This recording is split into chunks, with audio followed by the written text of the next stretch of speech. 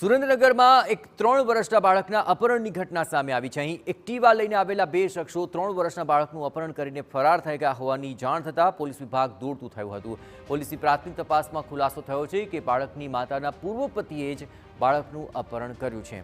અત્રે ઉલ્લેખનીય છે કે છૂટાછેડા બાદ પત્નીએ અન્ય વ્યક્તિ સાથે લગ્ન કર્યા હતા અને સુખી લગ્ન જીવન જોઈ ન શકતા પૂર્વ પતિએ બાળકનું અપહરણ કર્યું હોવાનો આરોપ બાળકની માતાએ લગાવ્યો છે। આ સમગ્ર મામલો પોલીસ મથકે પહોંચી ચૂક્યો છે અને પોલીસે પૂર્વ પતિ સહિત અપત્ય બાળકની શોધખોળ હાથ ધરી છે। મારા પેલા પતિ હતા એ મારા છોકરાને છૂટકાવીને લઈ ગયા છે મારી પાસે। અમે ખરીદી કરવા ગયા હતા અને અહીંયાથી જૂઠ મારીને લઈ ગયા, અપહરણ કર્યું છે મારા છોકરાનું। આટલા 3 વર્ષનો બાબો થયો, કોઈ દિવસ જોવાય નથી આવ્યા અને અત્યારે હાથમાંથી છૂટકાવીને લઈને જતા રહ્યા છે। મારા બીજા મેરેજ ગયા ને એ રાખતા હતા, એના હિસાબે એને નહોતું ગમતું એટલે એ છૂટકાવીને લઈ ગયા।